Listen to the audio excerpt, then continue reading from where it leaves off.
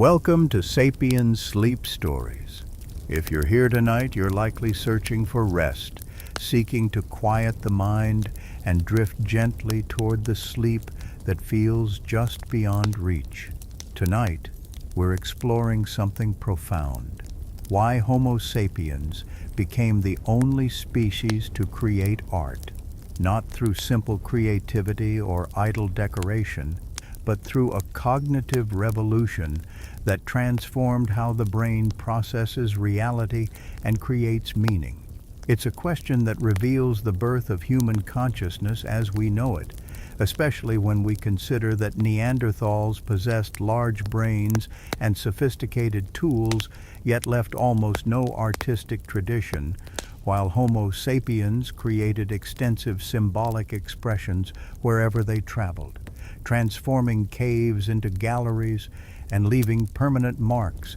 that still speak across tens of thousands of years. How could our direct ancestors develop this capacity for symbolic thinking, while their closest relatives could not? What enabled imagination to become external, visible, shareable? We'll discover the neural changes that made symbolic thought possible,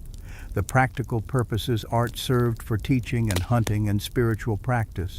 the social bonding through shared imagery, the cognitive capacity to understand that marks on stone can mean bison or spirit without being those things themselves, and the truth about what made art emerge not from leisure, but from fundamental changes in how sapiens' minds understood reality and communicated meaning through symbols. If you drift off while listening, that's exactly what should happen. Consider subscribing if these stories help you find rest, and there's a Buy Me a Coffee link in the description if you'd like to support this channel. A like helps others discover these sleep stories too. Now, settle in, get comfortable, and let's travel back to when Homo sapiens first pressed pigment against stone, when hands created shapes that would outlast their makers by millennia, and discover the cognitive revolution that transformed humans into artists and symbolic thinkers. Hands rest against cool limestone, palms flat against stone that holds the memory of ancient seas compressed into solid form over millions of years before any human walked this earth. Fingers spread wide, feeling the texture, the slight roughness that will hold pigment, that will accept color and allow it to stay, to become permanent, to last beyond this moment and this body and this single lifetime. The cave entrance stands far behind now,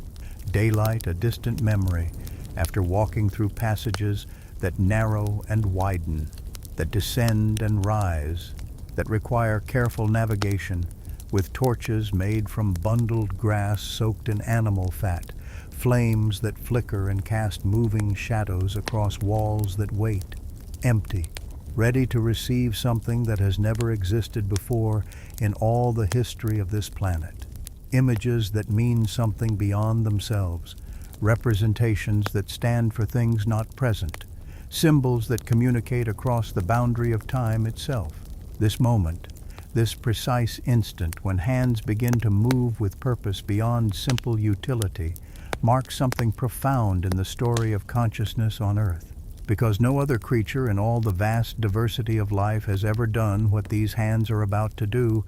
has ever looked at an empty surface and imagined filling it with shapes that represent other things, has ever possessed the cognitive capacity to understand that marks made here can mean bison or horse or hunt or danger or spirit, without being any of those things themselves, requiring a revolutionary mental ability to hold two realities simultaneously, the physical marks and the abstract meaning they carry. And this capacity for symbolic thinking, for making one thing stand for another thing, represents a transformation in how brains process the world that separates Homo sapiens from every other species that has ever lived, including other human species who walked these same landscapes, but whose minds apparently couldn't make this particular leap into sustained symbolic representation, couldn't externalize their internal imagination onto cave walls in ways that would persist for tens of thousands of years, couldn't create the complex symbolic systems that art represents. The torch flickers, throwing light that makes the stone surface seem to move, seem almost alive. And in this deep chamber, where no daylight ever reaches, where the temperature stays constant regardless of season, where the silence presses close, except for the sound of breathing and the occasional drip of water finding its way through limestone over centuries. The act of creating an image becomes something more than decoration, more than idle marking, more than simple recording of what eyes have seen. The very fact of choosing this location, not the cave entrance where people actually live, not the rock shelter where daily activities happen, not the open cliff face visible to anyone passing by, but instead this deep interior space requiring substantial effort and planning and torch carrying just to reach, reveals that creating these images serves purposes beyond casual expression, that the placement itself carries meaning, that going into darkness with fire and pigment represents deliberate choice driven by needs that matter enough to justify the considerable investment of time and resources and risk. The cognitive revolution that makes this moment possible didn't happen suddenly, didn't arrive in a single generation, but rather emerged gradually over hundreds of thousands of years as Homo sapiens brains developed in ways that other human species brains did not, expanding particularly in the frontal lobes where abstract thinking and planning and imagination reside, developing the neural architecture that allows minds to construct and manipulate mental representations of things not physically present, to imagine scenarios that haven't happened yet, to remember events with such detail that they can be mentally replayed and analyzed, to understand that a painted shape of an animal represents not just one specific animal seen on one specific day, but rather the concept of that animal, all animals of that type,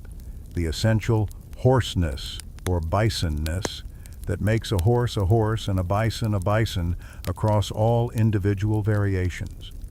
This capacity for abstraction, for holding categories and concepts in mind rather than just reacting to immediate sensory input, provides the foundation not only for art, but also for language with its arbitrary sound symbols that stand for things, for storytelling that describes events not currently happening, for planning that requires imagining future scenarios, for spirituality that conceives of invisible forces and beings, for everything that eventually defines human culture and separates Homo sapiens from all other life forms on Earth. Ground ochre sits in a shallow stone depression, red powder mixed with animal fat that gives it adhesive properties, that allows it to stick to limestone surfaces and resist being brushed away by passing hands or dripping water, or the passage of years that will become decades, that will become centuries, that will become millennia. And the preparation of this pigment itself required knowledge and effort. Finding ochre deposits in the landscape where iron oxide creates red and yellow hues, selecting pieces with the right color intensity, grinding them against harder stone to create fine powder, understanding that mixing with fat or blood or water changes the consistency and adhesive quality, discovering through trial and error which combinations last longest and look brightest and apply most smoothly. The very existence of prepared pigments reveals minds that plan ahead, that gather materials with future use in mind, that experiment and remember results and refine techniques over time, demonstrating the capacity for delayed gratification where current effort serves future purpose. And this ability to work toward goals not immediately rewarding represents another aspect of the cognitive expansion that makes symbolic art possible, because creating images serves no immediate survival need the way making a spear or butchering meat or building a shelter does. Yet the effort gets invested anyway, because these humans possess the mental capacity to value things beyond instant utility. to recognize that some activities matter for reasons that transcend the immediate moment. The first mark goes on to stone, a curve that suggests the back of a large animal, and immediately this simple gesture represents a cognitive achievement that required millions of years of brain evolution to accomplish, because making this mark with the conscious intention that it means animal, rather than being just a random smear, requires the marker's brain to hold simultaneously the physical reality of red ochre on gray stone and the abstract concept that this particular arrangement of color represents something else entirely, something not present in this cave, something that exists in memory or imagination or conceptual understanding, but not in immediate physical form. This is symbolic thinking at its most fundamental level, the revolutionary understanding that representations can stand for represented things, that symbols can carry meaning beyond their physical properties, that marks on walls can communicate ideas across space and time to other minds capable of decoding the symbolic content. And this capacity emerged uniquely in Homo sapiens in ways that seem to have been absent or minimal in Neanderthals, who lived in the same regions and faced the same survival challenges, but left behind almost no symbolic art, despite having brains as large as sapiens' brains, and despite having vocal anatomy capable of speech, and despite having tool-making abilities and social organization and everything else that should theoretically enable symbolic expression. More marks follow, building up the image stroke by stroke, creating the suggestion of legs, the massive head, the hump of shoulders that identifies this representation as bison, specifically, rather than horse or mammoth or any other large animal. And the fact that the image captures distinctive identifying features, rather than being just a generic four-legged shape, demonstrates observational skill and artistic intent, shows that the creator understands what makes a bison recognizable as bison, what visual elements must be included for other viewers to immediately understand what animal this represents. This requires not just observation, but analysis, not just seeing, but understanding the essential features that define category membership, the characteristics that make all bison recognizable as bison despite individual variations in size and age and sex and coloring, and this capacity for categorical thinking, for recognizing that individual examples belong to larger groups defined by shared features, represents another aspect of the abstract reasoning that makes symbolic art possible and that underpins language development, where individual sounds combine into words that represent categories like bison, encompassing all individual bison that exist or have existed or will exist. The torch needs replacement, the bundled grass burning down toward the hand that holds it, and more prepared bundles wait near the cave entrance where the journey into this deep chamber began, where daylight still enters and provides reference to the world above. But here in this interior darkness, the only reality is flickering firelight and stone walls, and the growing image of a bison that exists simultaneously as pigment marks and as representation of a powerful animal that roams the landscape above, that provides meat and hides and bones, that carries spiritual significance, that features in stories told around evening fires, that young hunters need to learn about before their first hunt, that demands respect and understanding and careful approach because a wounded bison is dangerous and a stampeding herd can crush anything in its path. The image accumulating on this wall serves multiple purposes simultaneously, functioning as teaching tool and hunting magic and spiritual communication and group identity marker and artistic expression. All these functions layered together in ways that can't be separated because Homo sapiens' cognitive capacity allows single symbols to carry multiple meanings, allows images to serve practical and spiritual and social purposes simultaneously, demonstrates that the emergence of art represents not single-purpose innovation, but rather multidimensional cognitive revolution, where abstract thinking enables complex overlapping meanings and functions. Standing back to assess the image in progress, eyes evaluating proportions and positioning, deciding where additional marks will strengthen the representation, where shading might suggest volume and mass, where careful placement of color can create the illusion that this two-dimensional mark possesses three-dimensional reality.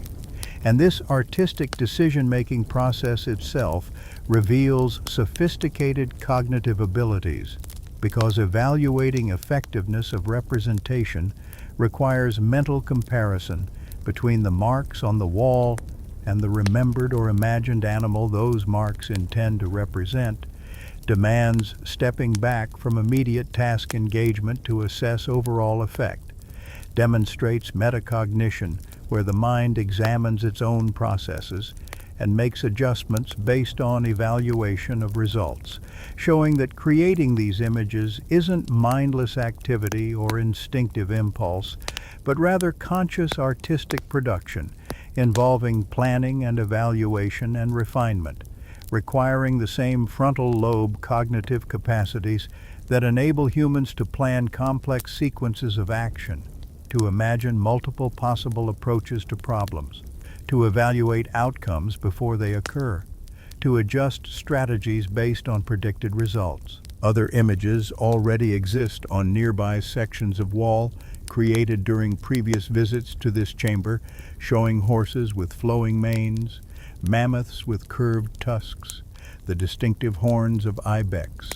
abstract patterns of lines and dots whose meaning remains less obvious, but whose deliberate geometric arrangement reveals intentional design rather than random marking. And the accumulation of images over time transforms this deep chamber into something more than rock formation, makes it into a deliberate repository of symbolic expression where multiple generations have contributed their marks, have added their representations to those created by grandparents and great-grandparents, building up a visual tradition that persists across decades and centuries, that becomes part of group identity and cultural heritage, that young people learn about as part of their education into the knowledge and beliefs and practices that define their community. The existence of these persistent image-making traditions, appearing across vast geographic ranges wherever Homo sapiens established themselves, from Europe to Africa to Asia to Australia, reveals that symbolic art represents not isolated invention, but rather fundamental capacity that emerged with the Homo sapiens cognitive revolution, and that all sapiens populations possessed, regardless of geographic separation or environmental differences, suggesting that the brain changes enabling symbolic thinking happened before sapiens populations dispersed from Africa and spread across the world, meaning this capacity was already present in the ancestral population from which all modern humans descend. The painted bison on the cave wall possesses no warmth, produces no breath, offers no meat. Yet everyone who looks at it immediately understands bison without needing explanation, without requiring someone to point and say, "This means bison," because the cognitive capacity for symbolic representation that makes creating the image possible also makes interpreting it possible, creates a shared mental space where maker and viewer both understand that these particular marks stand for that particular animal. That representation and represented are connected through symbolic relationship rather than physical identity. This seemingly simple act of recognition, looking at marks and understanding they mean something beyond themselves, represents a profound cognitive achievement unique to Homo sapiens, because it requires brains wired to process symbolic relationships, to understand that one thing can stand for another thing without being that thing, to hold in mind simultaneously both the physical reality of what is actually present, colored marks on stone, and the abstract concept those marks represent, Bison as category, as hunted animal, as spiritual power, as memory of specific encounter, as warning about danger. The neural architecture enabling this symbolic thinking developed gradually over hundreds of thousands of years, as Homo sapiens brains expanded particularly in regions associated with abstract reasoning, language processing, and imagination. The prefrontal cortex that allows planning and mental simulation of scenarios not currently happening. The temporal lobes where concepts and categories get stored and organized. The parietal regions that enable understanding of spatial relationships and visual representations. The complex interconnections between these areas that allow different types of information to integrate into coherent understanding of symbolic meaning. No other species possesses this particular combination of neural structures developed to this particular degree, not even other human species who shared landscapes with sapiens and whose brain sizes fell within the same range as sapiens' brains, but whose symbolic art production remained minimal compared to the explosive creativity sapiens demonstrated, suggesting that brain size alone doesn't determine capacity for symbolic thinking, but rather that specific patterns of neural organization and connectivity make the crucial difference. That sapiens' brains were wired differently in ways that enabled the symbolic revolution that other human species apparently couldn't achieve. Understanding what a painted horse represents requires more than just recognizing that the image resembles a horse seen in the landscape above, because the symbol can carry multiple layers of meaning simultaneously. This might represent all horses as a category, or it might represent one specific memorable horse encountered during a particular hunt, or it might symbolize spiritual qualities associated with horses like swiftness or grace or power, or it might serve as teaching tool, showing young hunters what horses look like and how they stand and move, or it might function as sympathetic magic where capturing the horse's image somehow influences the success of future hunts, or most likely it serves several of these purposes at once, because symbolic thinking allows single images to carry multiple meanings that different viewers might emphasize differently based on their own needs and contexts and interpretations. This multi-layered quality of symbolic meaning represents another aspect of the cognitive revolution because it requires minds that can hold multiple interpretations simultaneously, that understand that symbols don't have single fixed meanings, but rather carry various meanings depending on context and viewer and purpose, demonstrating cognitive flexibility and abstract reasoning capacity far beyond what any other species has achieved. Children learning to interpret these cave images receive education in symbolic thinking itself, learning not just what specific images represent, but learning the fundamental concept that images can represent, that marks made by human hands can stand for things those hands never touched, that two-dimensional arrangements of pigment can mean three-dimensional animals existing in the landscape above, and this education in symbolic interpretation provides foundation for all the other symbolic systems these children will need to master as they grow. Language, with its arbitrary sound symbols representing concepts and objects and actions and relationships. Kinship systems with their symbolic categories defining who counts as family and who doesn't.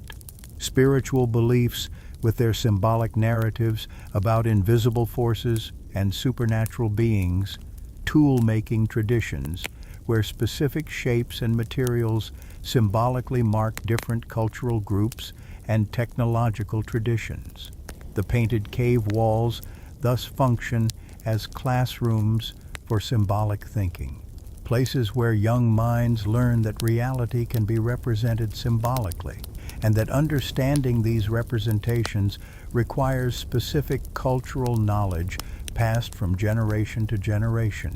making art not just decoration or entertainment, but rather fundamental educational tool for developing the cognitive capacities that human social life requires. The geometric patterns appearing alongside animal images in many painted caves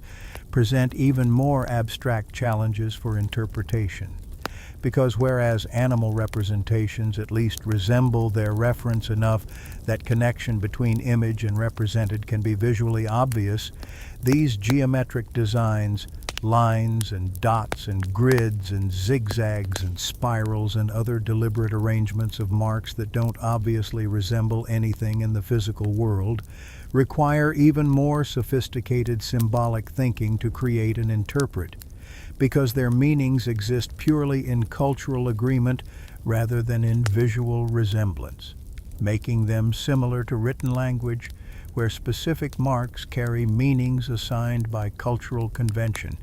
rather than by any natural connection between mark and meaning. These geometric patterns might represent astronomical observations, with marks tracking moon phases or seasonal changes, or they might symbolize spiritual experiences like visions encountered in trance states or dreams, or they might serve as territorial markers, identifying which groups use which caves, or they might function as counting systems, recording numbers of animals killed, or days until gathering times or other quantitative information, or they might mean something entirely different that only the makers and their immediate cultural group understood. But whatever their specific meanings, their very existence demonstrates that Homo sapiens' minds could engage in completely abstract symbolic thinking detached from physical resemblance, could create systems of marks whose meanings existed purely through learned cultural convention,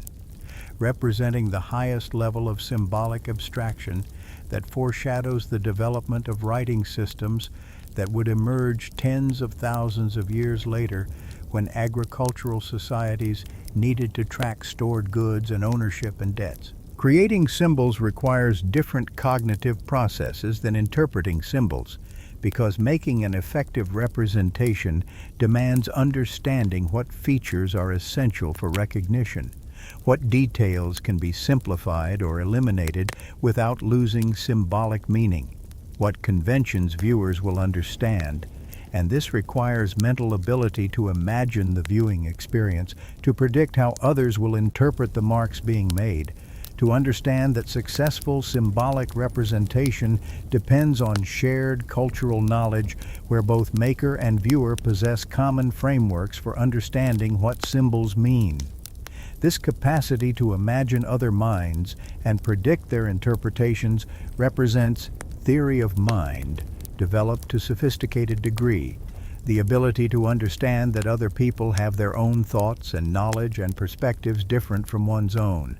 And this social cognition skill proves essential for symbolic communication because symbols only work when maker and interpreter share sufficient common understanding to allow meaning to transfer successfully from one mind to another across the medium of physical marks. No one creates symbols in complete isolation, expecting no one will ever interpret them, which means symbol making always involves social dimension, even when the artist works alone in a deep cave, because the symbols being created serve purposes that involve communication or commemoration or teaching or spiritual practice, all inherently social functions requiring understanding that other minds exist and will engage with these symbols according to shared cultural frameworks. The painted animals, appearing most frequently in cave art, horses and bison and mammoths and deer and ibex, represent the animals that matter most to Homo sapiens' survival and spiritual concerns, the species that provide food and materials and that carry symbolic significance in stories and beliefs, revealing that art doesn't randomly represent everything in the environment, but rather selectively focuses on what holds cultural importance, what demands attention and respect and understanding. Dangerous predators like cave lions appear much less frequently than prey animals, despite being equally present in the landscape, suggesting that symbolic representation serves specific purposes related to hunting success and spiritual relationships with prey species, rather than simply recording everything encountered in daily life. This selectivity in symbolic representation demonstrates conscious choice about what deserves to be represented permanently on cave walls, what matters enough to justify the substantial effort of grinding pigments and carrying torches deep into caves and investing time in careful execution of recognizable images, revealing that creating these symbols serves cultural functions important enough to warrant significant resource investment, making symbolic art not leisure activity engaged in during idle moments, but rather serious work fulfilling purposes the community values enough to support through allowing skilled individuals to spend time creating images rather than directly engaging in food procurement. Hand stencils created by placing hands against cave walls and blowing pigment around them represent another form of symbolic expression, because leaving permanent marks of individual hands makes statements about personal presence and existence and identity, declares, "I was here, I existed, I am part of this tradition," transforming anonymous individuals into permanent presences whose hand shapes remain visible thousands of years after those hands ceased moving, after the bodies those hands belonged to returned to Earth, after the specific names and stories of those individuals were forgotten by their descendants. The impulse to leave marks of personal existence appears universal across human cultures and across deep time, suggesting that symbolic representation serves not only practical and spiritual purposes, but also fulfills deep psychological needs for recognition and permanence and continuity, for making some mark that outlasts the brief span of individual lifetime, for declaring individual significance in ways that connect personal existence to larger ongoing traditions that preceded the individual and will continue after the individual, providing symbolic immortality through permanent marks that preserve evidence of existence long after physical bodies disappear. Looking at a painted wall covered with images created over many generations by many different hands reveals the accumulated symbolic production of entire communities engaged in ongoing traditions of representation,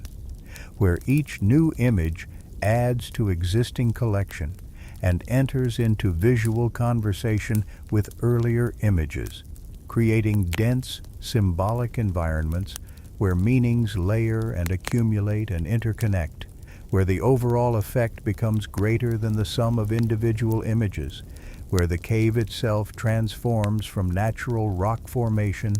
into deliberate cultural space saturated with symbolic meaning that everyone in the community knows and recognizes and participates in through both creating new images and interpreting existing ones. These densely decorated caves function as community memory banks, where cultural knowledge gets stored not in individual minds that die when their owners die, but rather in permanent visual records that outlast any single lifetime, that preserve and transmit information across generations, that serve as external memory storage, supplementing the biological memory stored in individual brains, making the community's total knowledge base larger and more permanent than any individual could maintain alone, and ensuring that important information survives even when individuals die before fully transmitting their knowledge to younger generations. The overwhelming dominance of animal imagery throughout the painted caves,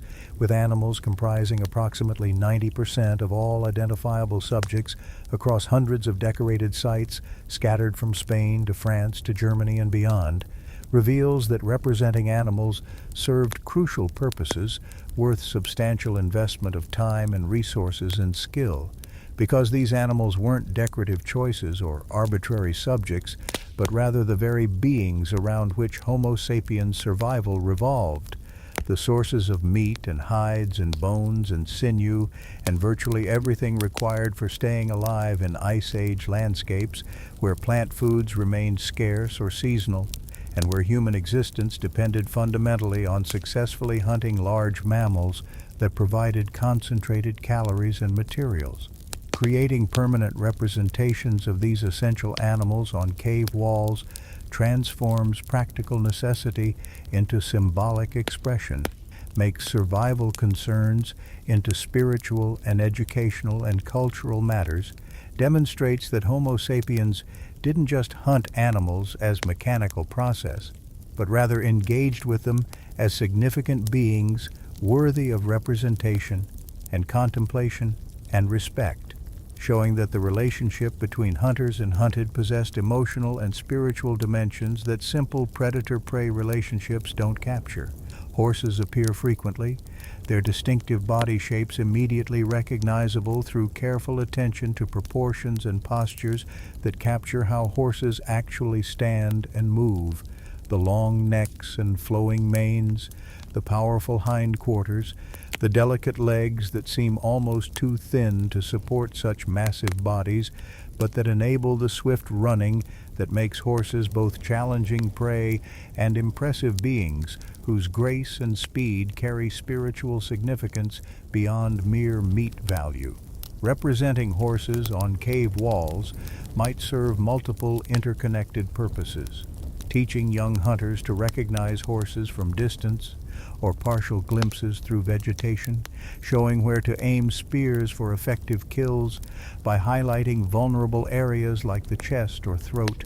invoking sympathetic magic where capturing the horse's image somehow influences hunting success by symbolically controlling the animal's essence or spirit, celebrating successful hunts through commemorative images, expressing respect and admiration for worthy prey, or creating shared visual vocabulary that strengthens group identity through common symbolic language everyone recognizes and responds to with similar cultural understanding of what horse images mean and why they matter. Bison dominate in many painted caves, their massive bodies rendered with attention to the distinctive features that separate bison from other large herbivores.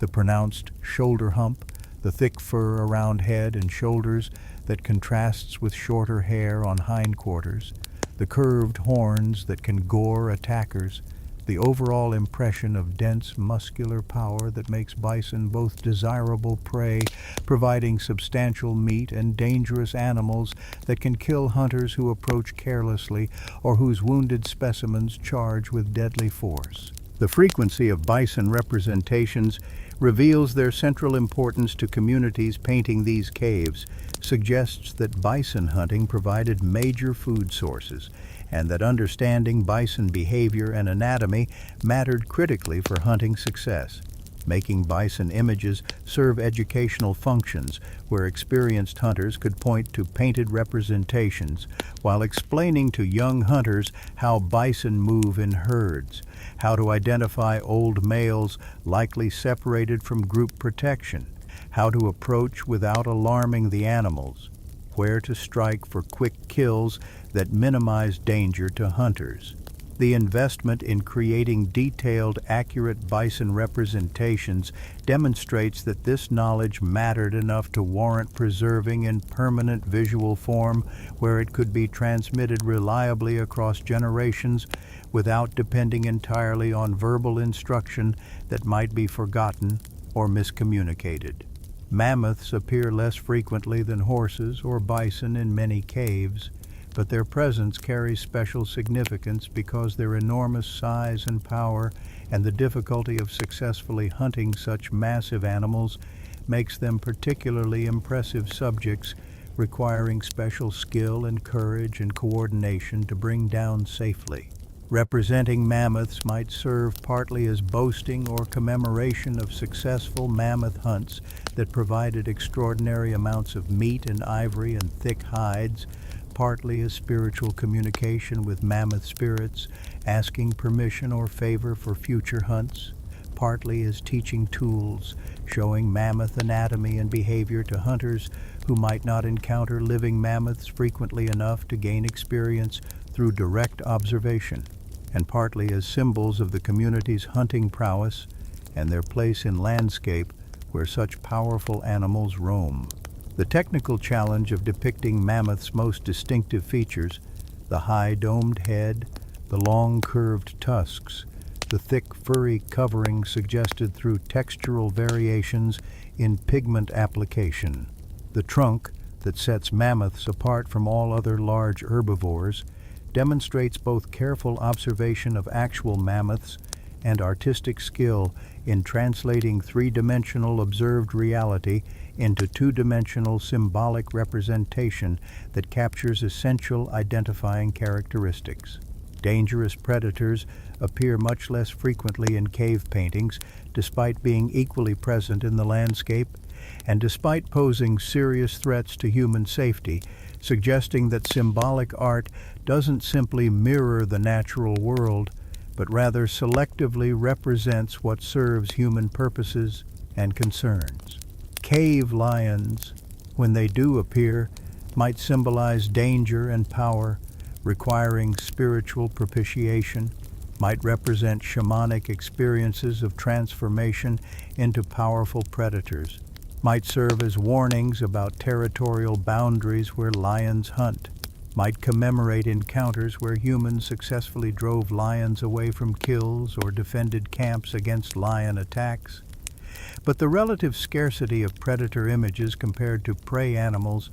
reveals that creating cave art serves purposes more related to successful hunting of prey than to documenting everything encountered in daily life. This selectivity demonstrates conscious decision-making about what deserves representation, what matters enough to invest effort in permanent depiction, showing that creating these images fulfills specific cultural functions rather than being casual recording of random observations,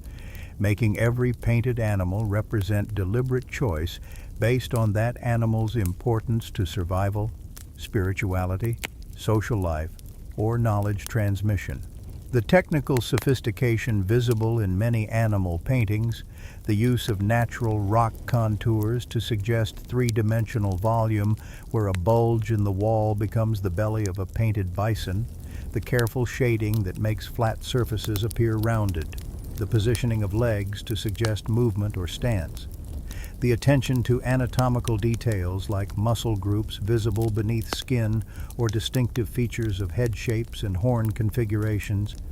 reveals that creating these images required more than crude daubing, but rather demanded genuine artistic skill developed through practice and training, knowledge of techniques for achieving particular visual effects, understanding of how two-dimensional marks create illusion of three-dimensional reality. Some individuals within communities clearly specialized in art production, developing skills beyond what most people possessed, gaining recognition for their ability to create particularly effective or beautiful representations, possibly receiving support from community so they could dedicate time to creating images rather than engaging full-time in food procurement, suggesting that even in mobile hunter-gatherer societies without permanent settlements or formal institutions,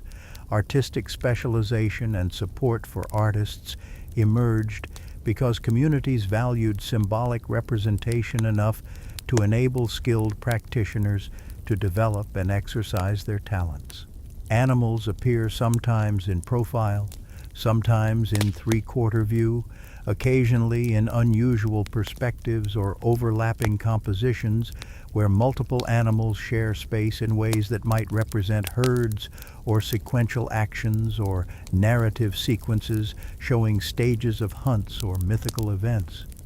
And these compositional choices demonstrate sophisticated visual thinking about how to arrange images for maximum effectiveness or meaning, how to guide viewer attention, how to suggest relationships between depicted animals,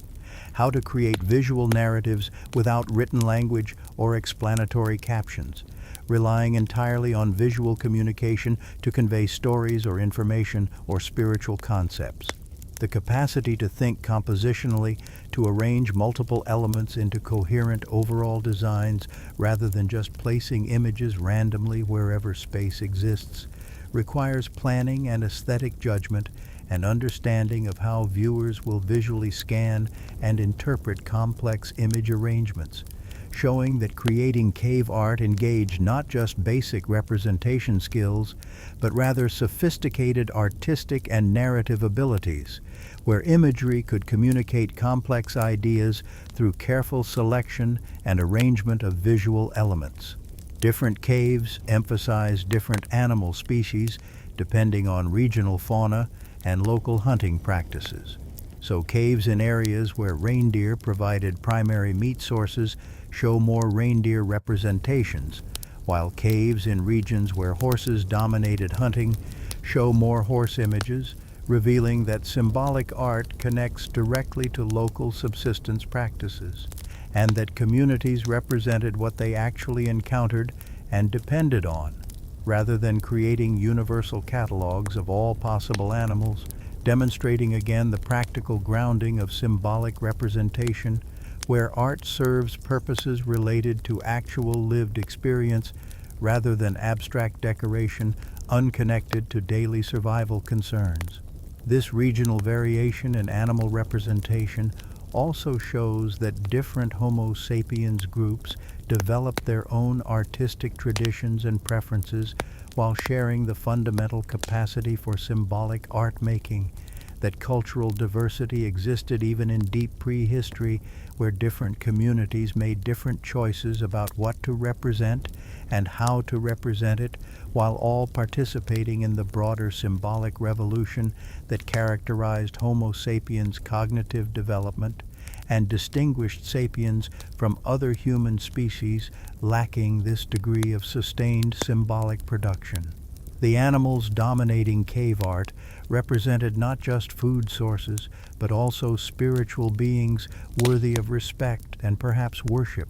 creatures whose spirits required propitiation or permission before successful hunts could occur, embodiments of qualities like strength and speed and endurance that humans admired and aspired to possess, symbols carrying meanings that connected practical survival concerns with emerging spiritual worldviews, where the natural world contained forces and powers beyond simple physical matter, where relationships between humans and animals existed on spiritual planes requiring ritual and respect and symbolic communication through art. Creating animal images might function as prayers or offerings, as attempts to access spiritual power associated with animals, as visual representations of beliefs about animal spirits or transformation, or shamanic experiences where humans temporarily merged consciousness with animal spirits. Making cave art serve religious and spiritual purposes that accompanied and enriched practical functions related to hunting success and knowledge transmission, showing that symbolic representation emerged not in single dimension, but rather served multiple overlapping purposes simultaneously, practical and spiritual and educational and social, all made possible by cognitive revolution that enabled Homo sapiens minds to think symbolically and represent their thoughts and beliefs and knowledge in permanent visual forms. Stone holds ochre powder in depression, worn smooth by repeated grinding, the yellow-red mineral reduced to fine particles through patient work that transforms raw material into usable pigment. And this transformation from found substance to prepared art material represents another dimension of the cognitive capacity underlying symbolic expression, because preparing pigments requires planning and knowledge and experimentation to discover which materials produce which colors and which preparation methods yield pigments that adhere properly to stone surfaces and resist fading or washing away over time. Ochre appears in archaeological sites associated with Homo sapiens, going back hundreds of thousands of years, its presence indicating that symbolic practices involving color and decoration emerged early in sapiens' development, and persisted across all subsequent populations, making ochre use one of the most consistent markers of sapiens' presence wherever their remains appear, suggesting that the impulse toward symbolic expression through color and marking represents fundamental aspect of sapiens' cognition, rather than recent invention or geographically limited practice. Finding ochre requires knowing where to look in the landscape, recognizing exposures where iron oxide minerals appear in rock formations or eroded deposits, understanding that different locations yield different colors and qualities of ochre, ranging from pale yellow through bright orange to deep red, depending on iron content and mineral composition and presence of other elements that modify color properties. Some groups traveled substantial distances to obtain particularly desirable ochre sources, carrying the material back to living sites where it could be processed and stored and used over extended periods, demonstrating that obtaining high-quality pigments mattered enough to warrant significant effort, and that artistic production was planned activity rather than spontaneous impulse, using whatever happened to be immediately available. This willingness to invest effort in obtaining materials specifically for symbolic purposes rather than for direct survival needs reveals the high value Homo sapiens placed on symbolic expression, shows that creating art wasn't peripheral activity engaged in only when survival needs were completely met, but rather was important enough to merit dedicated effort even when survival remained uncertain and resource acquisition demanded constant attention. Grinding ochre into powder requires appropriate tools, harder stones that can crush softer ochre without themselves fragmenting, flat surfaces that provide stable platforms for grinding, understanding of the motions and pressures that efficiently reduce chunks to powder, and the archaeological presence of stones stained with ochre residue and showing wear patterns consistent with grinding use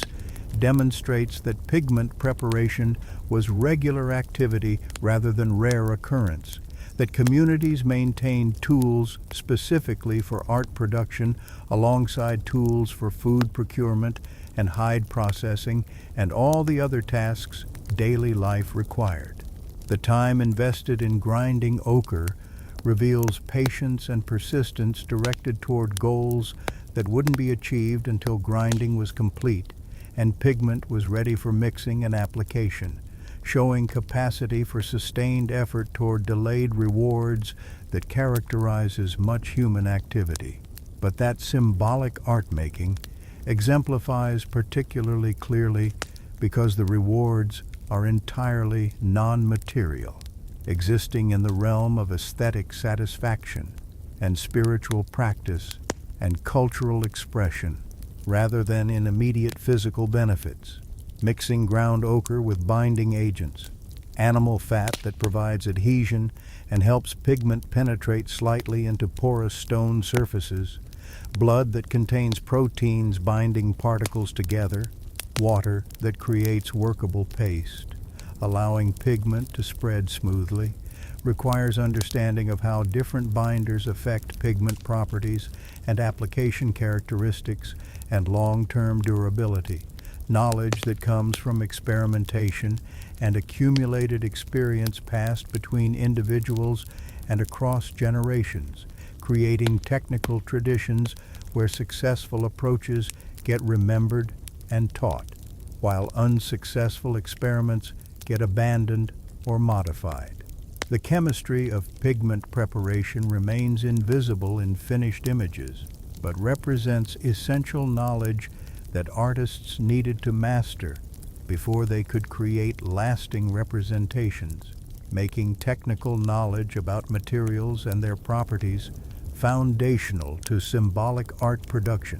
and demonstrating that creating these images engaged not just artistic vision, but also practical understanding of material properties and chemical interactions, even if ancient artists couldn't articulate these properties in modern scientific terms. Charcoal provides black pigment created by burning wood in limited oxygen conditions that produce carbon without allowing complete combustion to ash, and the presence of charcoal in painted caves reveals that artists understood how to control burning to produce desired materials, that they could create pigments rather than just finding and processing naturally occurring minerals. Making charcoal requires specific knowledge about fire management.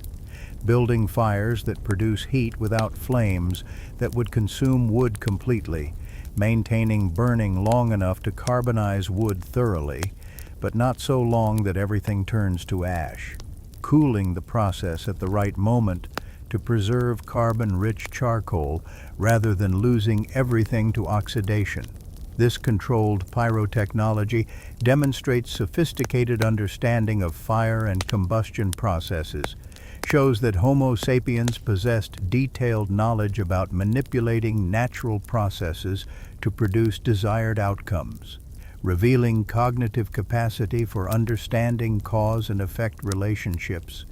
and for developing complex multi-step procedures that transform raw materials through controlled processes into usable products. Manganese dioxide provides purple-black pigment that appears in some painted caves, its presence indicating even wider knowledge of mineral pigments beyond the iron oxides that produce reds and yellows, demonstrating that artists actively sought diverse color options and that aesthetic considerations influenced pigment choice alongside practical concerns about availability and ease of processing. Using multiple pigment types, ochre and charcoal and manganese, requires understanding how different materials behave differently, how their colors appear under varying light conditions, how they age and interact with stone surfaces over time, and this technical knowledge combined with artistic vision to produce images that achieve desired visual effects and meanings through careful selection and application of appropriate pigments, showing that creating cave art engaged both technical expertise and aesthetic judgment, both practical skills and symbolic intentions, making artistic production a complex activity, drawing on multiple forms of knowledge and ability. Storing prepared pigments requires containers that keep powder dry and prevent contamination or loss, and archaeological finds of shells or hollow bones or small stone vessels containing ochre residues demonstrate that artists organized and maintained pigment supplies, that they planned ahead and kept materials ready for use rather than preparing fresh pigments each time they wanted to create images, revealing that artistic activity was anticipated and prepared for as regular practice rather than being purely spontaneous impulse. The care taken in pigment preparation and storage shows the importance communities placed on maintaining capacity for symbolic expression, demonstrates that creating art mattered enough to warrant dedicating resources to ensuring that materials and tools remained available when needed, making artistic production an established practice integrated into community life rather than exceptional activity occurring only under special circumstances. Applying pigment to cave walls requires not just prepared materials, but also techniques for transferring color from containers to stone surfaces, fingers that spread pigment in controlled ways, hollow bones or hollow plant stems that function as tubes for blowing pigment onto walls to create spray effects or stenciled shapes when hands or other objects block pigment application in specific areas, brushes made from hair or plant fibers that allow fine lines and detailed work, pads of hide or moss that spread pigment across larger areas more evenly than fingers alone could achieve. The variety of application techniques visible in painted caves, solid filled shapes, delicate outlines, spray-painted stencils, carefully controlled shading that creates three-dimensional effects, demonstrates that artists developed diverse methods for achieving different visual results, that they experimented with techniques and refined approaches and shared successful methods within communities and possibly across communities when groups met and interacted, creating technical traditions that expanded over time as new discoveries and innovations added to existing knowledge about how to create effective, compelling images using available materials and tools. The physical act of painting requires reaching cave walls, sometimes standing on ground level but often needing to access higher surfaces where particularly effective stone textures exist, or where images will be positioned for optimal viewing from specific locations within chambers. And evidence suggests that artists sometimes used scaffolding or platforms to reach elevated surfaces, that they planned access methods as part of preparation for painting sessions, showing that creating these images involved logistical planning and problem solving beyond simply having artistic vision and prepared materials. Building temporary structures to access painting surfaces demonstrates engineering knowledge and carpentry skills applied to service of symbolic expression, reveals that communities valued artistic production enough to invest effort in solving practical challenges that prevented immediate image creation, making the final painted images represent not just artistic work, but also the supporting efforts that made painting possible. The gathering and processing of materials, the preparation of tools and pigments, the solving of access problems, the coordination of multiple individuals' efforts when large or complex images required collaboration, deep caves where many painted images appear present, additional challenges beyond those faced in painting surfaces near cave entrances or on outdoor rock faces, the complete darkness requiring artificial light sources, the need to carry torches while also handling pigments and maintaining hand stability for controlled painting,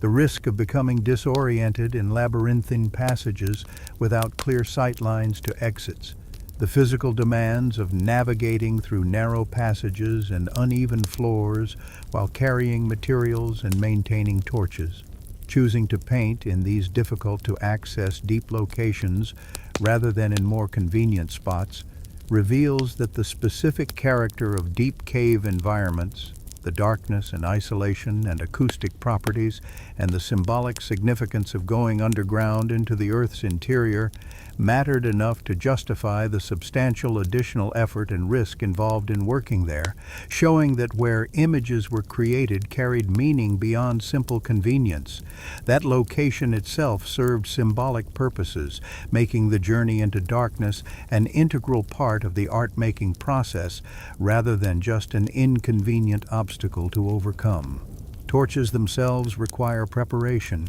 gathering dry grass or small branches or bark that will burn steadily, soaking fibrous materials in animal fat to extend burning time and intensify flame, binding materials into bundles that can be held safely while painting or navigating passages, preparing multiple torches, since single torches burn for limited time, insufficient for completing complex images or reaching deepest chambers and returning safely to cave entrance. The light torches provide flickers and moves, creating dynamic shadows and making painted surfaces seem to shift and animate. And this quality of artificial light in deep darkness becomes part of the viewing experience of cave art, means that images were created and viewed under specific lighting conditions, very different from steady daylight, suggesting that artists understood how their images would appear in firelight and potentially designed them to work with flickering illumination that makes painted animals seem to move or breathe or shift position as flame movement creates changing shadows and highlights. Creating art specifically for firelit viewing demonstrates sophisticated understanding of how lighting affects visual perception, shows that artists thought about viewing conditions and crafted images that would be effective under those specific conditions rather than trying to create representations that would work equally well in any light. the effort required to carry pigments and tools and torches into deep caves, to work by uncertain light in uncomfortable positions on uneven surfaces, to return to these chambers repeatedly over months or years, to add images or maintain existing ones or create new paintings, demonstrates commitment to symbolic expression that goes far beyond casual decoration or idle entertainment, reveals that communities invested substantial resources, time and materials and skilled labor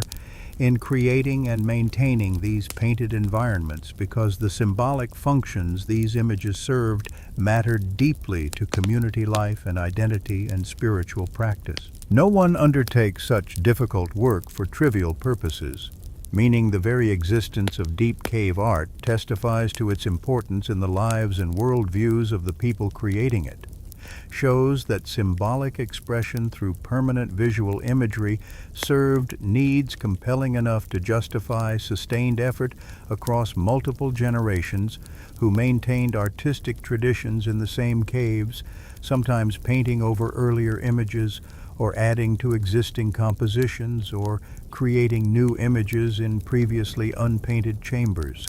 building up complex symbolic environments that accumulated meaning and significance through continued use and elaboration over extended time periods. Teaching young people to prepare pigments and apply them effectively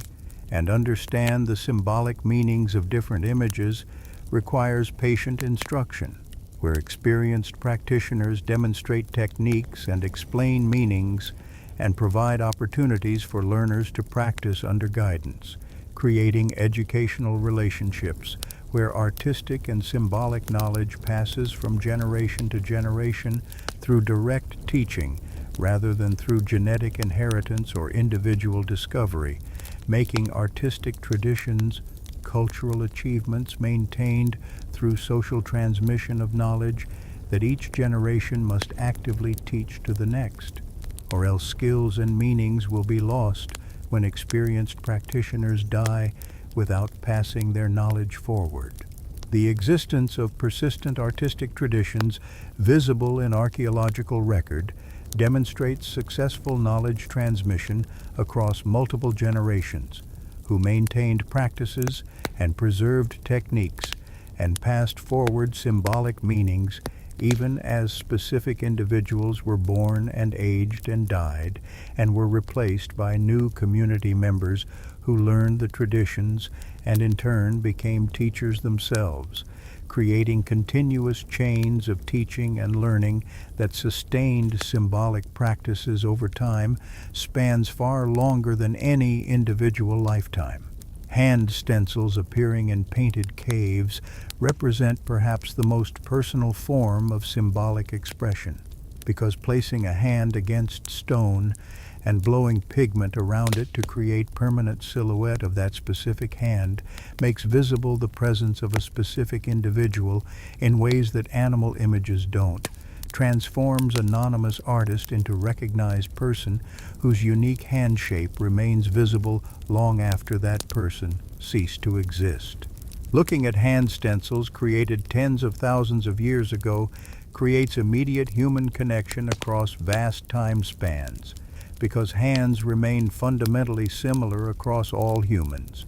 And seeing the handprint of someone who lived in deeply ancient past makes that person feel suddenly present and real and recognizable as someone fundamentally like us, despite the enormous temporal distance and vast differences in life circumstances and worldviews. Hand stencils say, "I existed, I was here, I participated in this tradition," making statements about individual presence and identity while simultaneously declaring membership in community and participation in shared practices, demonstrating that even in highly social group-oriented cultures, where individual identity might be less emphasized than community belonging, individuals still felt impulses toward personal recognition and leaving marks of their unique existence. The technique of creating hand stencils, placing hand flat against wall with fingers spread, bringing mouth close enough to blow pigment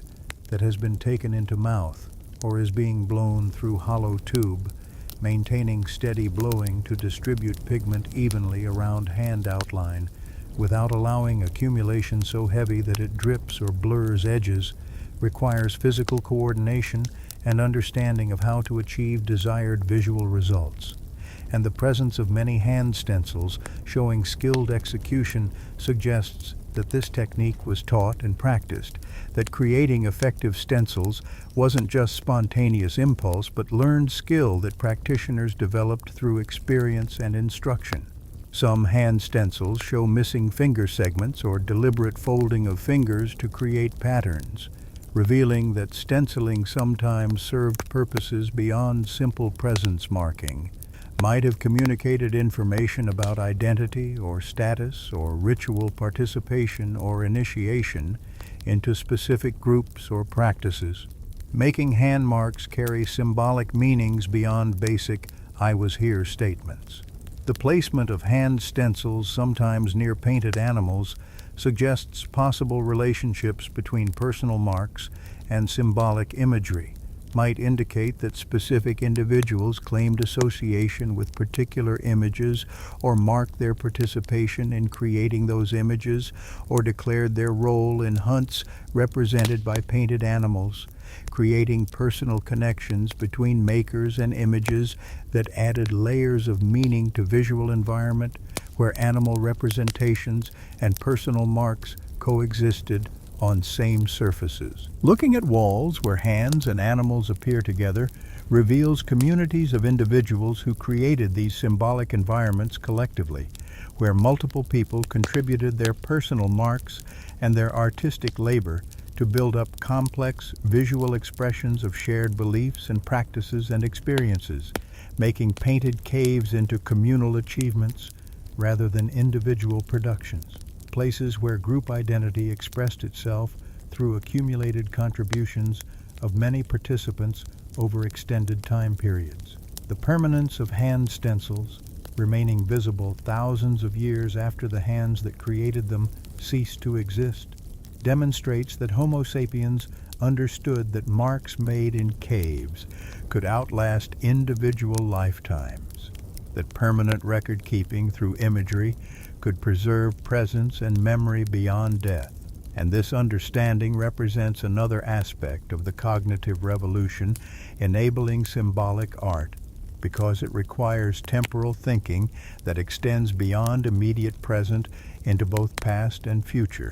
understanding that present actions create records that will be encountered by people not yet born, that symbolic marks can communicate across time in ways that spoken words cannot, because sounds disappear immediately while images on stone persist indefinitely. Creating permanent marks thus represents not just artistic expression, but also communication with future generations, messages sent forward in time declaring, "We existed, we lived this way, we valued these animals, we understood these symbolic meanings," making cave art into time capsules that preserve and transmit cultural information across centuries and millennia, fulfilling functions similar to written records, even though these images predate writing by tens of thousands of years. The geographical distribution of hand stencils appearing in painted caves across Europe and Asia and Australia, wherever Homo sapiens created cave art, suggests that making personal marks represents universal human impulse rather than practice limited to specific regions or cultures, indicating that this form of symbolic expression emerged from fundamental aspects of sapiens' cognition and psychology shared across all populations, rather than being invention of particular groups that might or might not spread to others through cultural transmission. The universality of certain symbolic practices, like hand marking and animal representation and geometric pattern creation, suggests that the cognitive capacities underlying these practices, symbolic thinking, personal identity awareness, desire for permanence, ability to create representations, represent core features of how Homo sapiens' minds work, rather than cultural inventions that some populations developed while others didn't, showing that the symbolic revolution represents change in fundamental cognitive architecture that characterized sapiens species overall, rather than just affecting some populations. Teaching represents one of the most important, yet often overlooked functions of cave art, because painted images of animals provide educational tools that can transmit knowledge about animal anatomy and behavior more effectively than verbal descriptions alone, allowing experienced hunters to show young people what various animals look like, and how to recognize them, and where vulnerable points exist, and what behaviors to expect during hunts, and how to approach safely and when to strike, and how to interpret animal movements as signals of alarm or confusion or injury. Standing before painted bison and pointing to specific features while explaining their significance creates learning experiences that engage visual memory alongside verbal instruction, making lessons more memorable and more easily recalled later when actual hunting situations demand quick recognition and appropriate responses,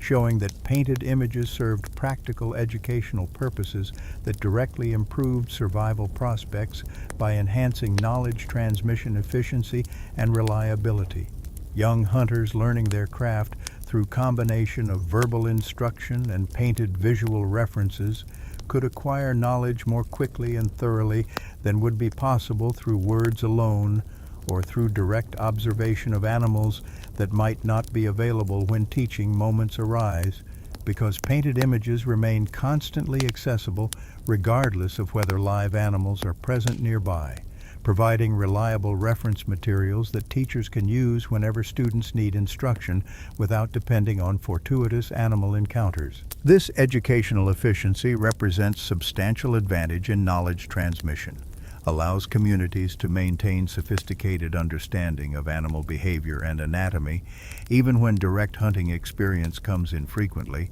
ensures that younger generations possess comprehensive knowledge before their first hunts, rather than learning everything through potentially dangerous trial and error, making painted images function as external memory storage, where community knowledge gets preserved in accessible form available for repeated consultation whenever needed.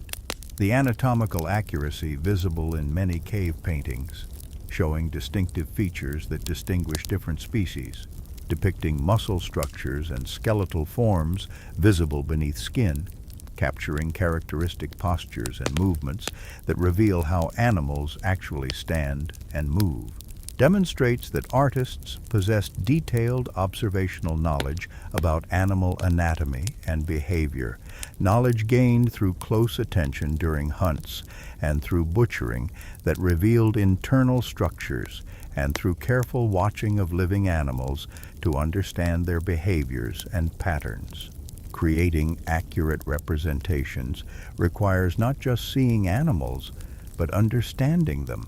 analyzing their structure and proportions and movements to identify essential features that must be included for representations to be recognizable and useful as teaching tools, showing that painted animals represent accumulated knowledge about prey species refined through generations of hunting experience and transmitted through both verbal teaching and visual representation, working together to preserve and convey sophisticated understanding of animals on which sapiens' survival depended. Pointing to painted images while explaining hunting techniques creates teaching contexts where abstract verbal knowledge becomes connected to concrete visual references, where words like "strike here" or "approach from this angle" or "watch for this movement" become anchored to visual representations that students can examine and memorize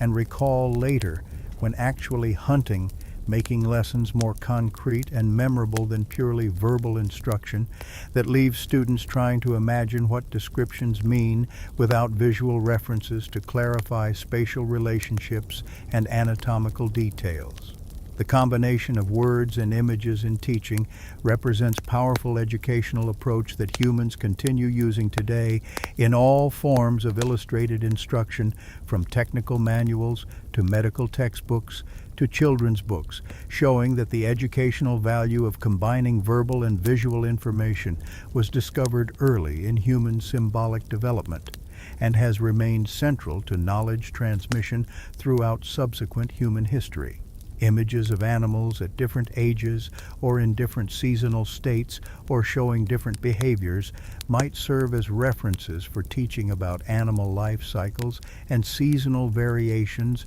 and behavioral patterns that hunters need to understand for successful prey acquisition, showing, for example, that mammoths in spring have thicker fur than mammoths in fall, or that young animals lack certain physical features present in adults, or that animals in rutting season behave differently from animals at other times of year. This kind of detailed information about temporal and behavioral variations might be difficult to convey through verbal description alone,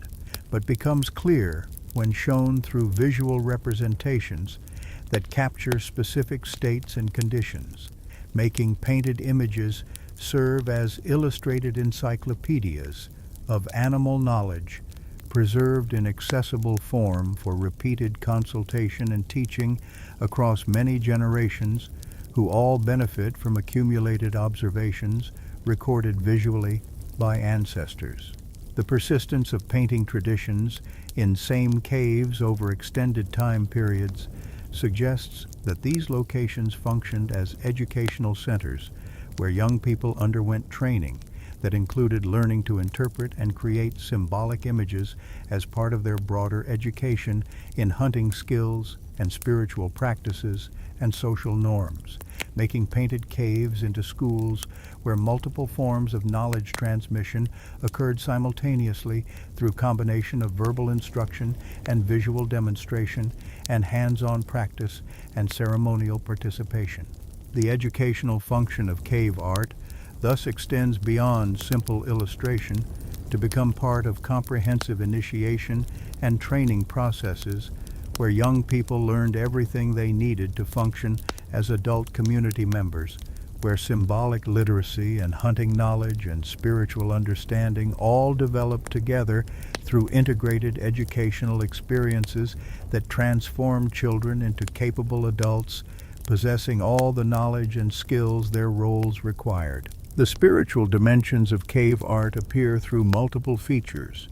The deep cave locations far from living spaces suggesting special sacred purposes rather than casual decoration.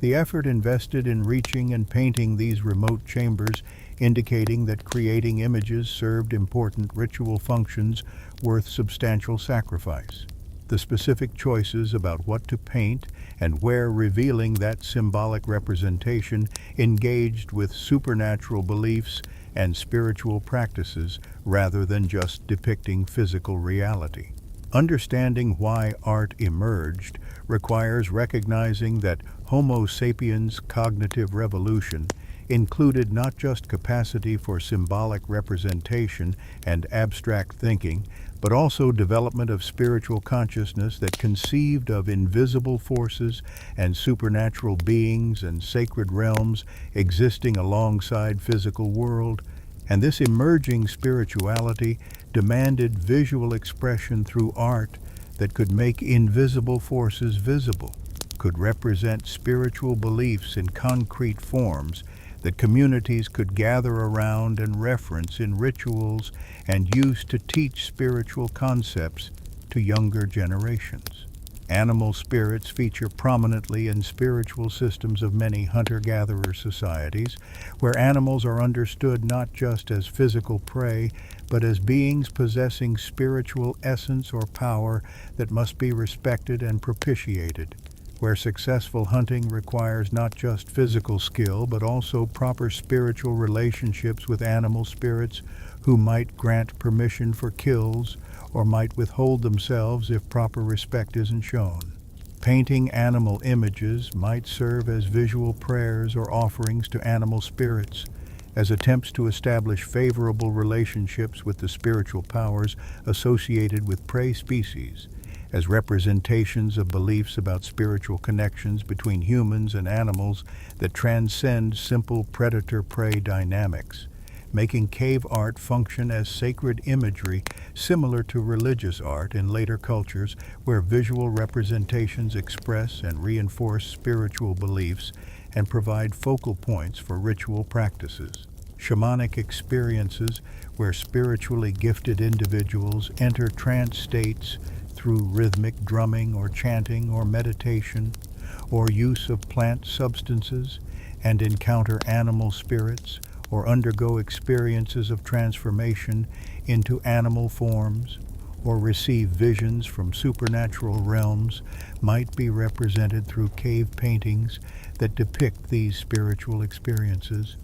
making visible the otherwise invisible encounters with spiritual dimensions of reality. The geometric patterns appearing alongside animal images might represent visions experienced during trance states, the visual hallucinations that accompany altered consciousness,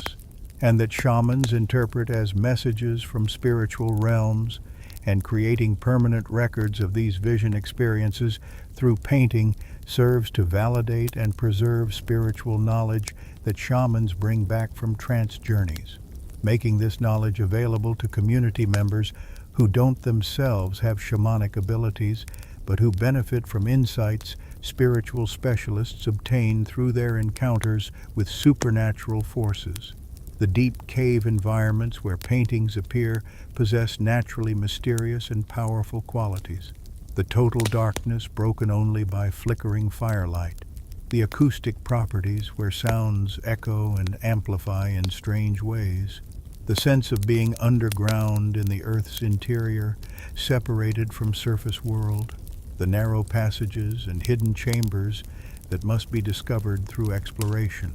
And these environmental characteristics likely contributed to experiences of sacred power or spiritual presence that made deep caves feel like appropriate locations for spiritual practices and artistic representations of spiritual beliefs. Entering deep caves might itself constitute spiritual journey analogous to shamanic trance experiences, a physical descent into darkness that parallels psychological or spiritual descent into non-ordinary states of consciousness, making the act of going into caves to paint or view images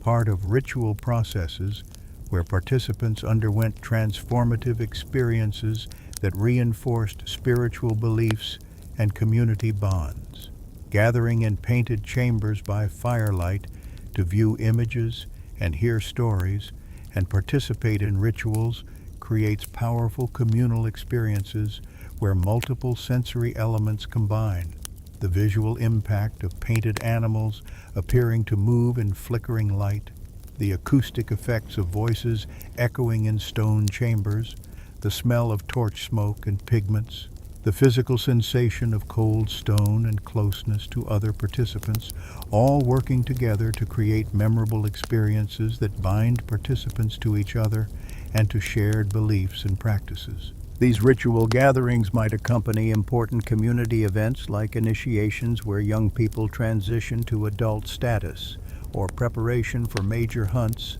where spiritual power is invoked for success and safety, or celebrations following successful hunts, where communities give thanks and share meat and reaffirm their relationships with animal spirits, making painted caves function as ceremonial centers where spiritually and socially significant events occur, and where artistic imagery provides visual framework supporting and enriching these ritual experiences. The persistence of spiritual practices associated with painted caves over thousands of years demonstrates that these symbolic environments served essential spiritual functions generation after generation, that communities maintained ritual traditions and preserved artistic heritage because these practices fulfilled important psychological and social needs related to creating meaning and maintaining group identity and managing existential anxieties about survival and death through spiritual beliefs that provided frameworks for understanding human place in larger cosmos. Art thus emerges not just from cognitive capacity for symbolic representation, but from deeper needs for spiritual expression and meaning-making that symbolic imagery uniquely serves, allowing invisible beliefs and supernatural concepts to become visible and shareable through representations that entire communities can view and discuss and use in teaching and ritual, making art foundational to spiritual life rather than optional decoration. Stories told through sequences of painted images or through compositional arrangements suggesting narrative connections between animals or through combinations of images that together convey meanings no single image could communicate, alone demonstrate that cave art served storytelling functions, that visual representations could communicate complex narratives without requiring written language or even accompanying verbal explanations if visual storytelling was effective enough. The human capacity for narrative thinking, understanding events as having beginning and middle and end, recognizing cause and effect relationships, following protagonists through sequences of actions and consequences, finds expression through visual art that arranges images to suggest temporal sequences or causal connections or dramatic tensions between depicted elements, showing that storytelling emerged early as fundamental human activity that could be pursued through visual means even before development of written language that would eventually become primary medium for narrative preservation. Painted sequences showing multiple horses or bison arranged in ways suggesting movement from left to right across wall surface might represent herds in motion or might depict single animal at different moments in time, showing sequence of positions during running, or might convey mythical stories about animal origins or spiritual beliefs about animal transformations. And while modern viewers cannot know definitively what narratives these compositions intended to convey, the deliberate arrangement of multiple elements into coherent compositions demonstrates intentional storytelling rather than random placement of isolated images. Understanding these visual narratives requires cultural knowledge that original viewers possessed, but that has been lost, showing that symbolic art depends fundamentally on shared cultural frameworks that make meanings accessible to community members while remaining opaque to outsiders, making art inherently social phenomenon requiring community participation in meaning-making rather than individual activity independent of cultural context. The stories conveyed through cave art might include hunting narratives showing successful kills or dangerous encounters or unsuccessful attempts that ended in injury or death, serving to commemorate important events and preserve community history and teach lessons about effective and ineffective approaches to hunting, functioning as visual records that supplement verbal storytelling traditions and that provide concrete references for stories passed down across generations. Mythical narratives about animal origins or about relationships between humans and animals or about supernatural events involving spiritual beings might also appear as visual stories, representing in permanent form the sacred narratives that explain community origins and cosmological beliefs and moral principles, making painted caves into illustrated mythology texts that preserve foundational stories in accessible, enduring forms that remain available for repeated telling and teaching long after original storytellers have died. The relationship between visual and verbal storytelling remains necessarily complementary in pre-literate societies where neither writing nor detailed realistic depiction can communicate all narrative elements, meaning that images likely work together with spoken stories where pictures provided visual references that anchored verbal narratives and helped listeners remember story sequences and key details while spoken words supplied narrative structure and character motivations and moral meanings that images alone couldn't fully convey. This partnership between visual and verbal storytelling represents sophisticated multimedia approach to narrative transmission that maximizes both memorability and detail, ensuring that important stories remain stable across multiple retellings and across generational transmission. Because visual references prevent major variations from occurring, while verbal elaboration allows stories to remain engaging and relevant to changing circumstances, creating flexible yet stable storytelling traditions that preserve cultural knowledge while allowing adaptive responses to new situations. Body decoration using ochre and other pigments appears in archaeological record through presence of pigment traces on human remains and through depictions in some cave art showing human figures covered with patterns or markings, demonstrating that symbolic expression extended beyond cave painting to include personal adornment, where individuals decorated their own bodies with colors and designs that communicated identity and status and group membership and perhaps spiritual states or ritual roles. Painting patterns on skin transforms the body itself into symbolic canvas, where personal and social identities become visible through visual markers that others can immediately perceive and interpret according to shared cultural meanings, making body art function as wearable symbolic communication that accompanies individuals wherever they go, rather than remaining fixed in specific locations like cave paintings. The ephemeral nature of body art, washing away or fading over days or weeks, unlike permanent cave paintings that persist for millennia, means that body decoration serve different purposes related to temporary states or specific occasions rather than permanent unchanging identities, allowing individuals to modify their appearance for particular rituals or ceremonies or hunts or social gatherings and then return to everyday appearance afterward. This flexibility in symbolic self-presentation through temporary decoration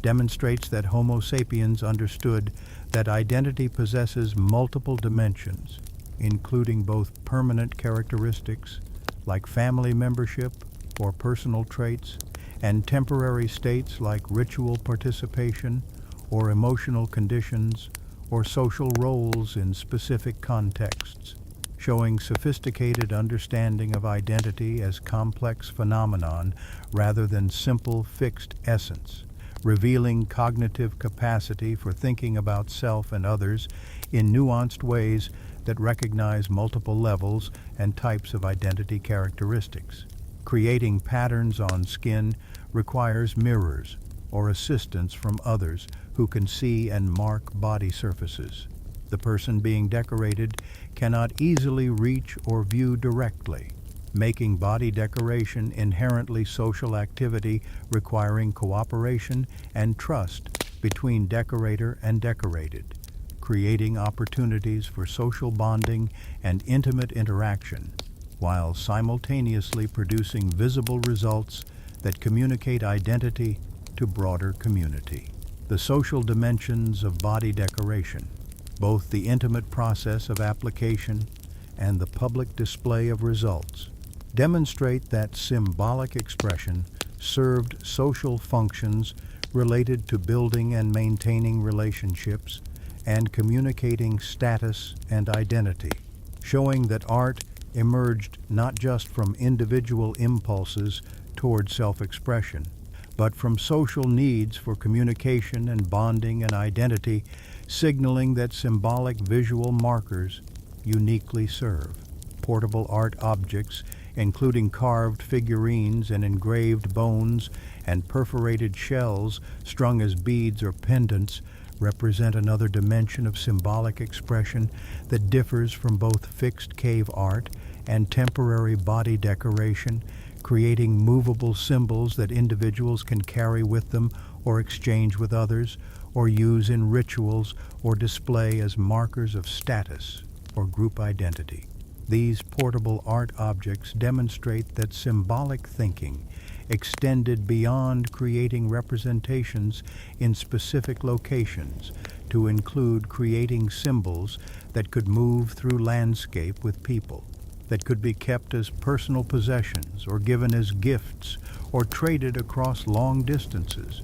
spreading symbolic forms and possibly shared meanings across geographic ranges far larger than any individual group's territory, creating networks of symbolic communication that connected distant communities through shared artistic forms and decorative traditions. Small carved figures depicting animals or humans or abstract forms required substantial investment of time and skill to create, shaping hard materials like ivory or stone or bone through patient grinding and carving and polishing, demonstrating that individuals were willing to invest effort in creating portable art objects for purposes beyond immediate utility, showing that symbolic value and aesthetic appeal and social significance motivated labor that produced no direct survival benefits, but that served social and spiritual and personal functions important enough to warrant sustained effort. The care taken in creating finely executed portable art pieces reveals that aesthetic quality mattered, that creating beautiful or skillfully crafted objects held value beyond simple functionality, demonstrating that Homo sapiens possessed aesthetic sensibilities and appreciation for beauty and skilled craftsmanship that motivated pursuit of excellence in artistic production. Beads made from perforated shells or carved bone or stone appear in large numbers at some archaeological sites, sometimes hundreds or thousands at single location,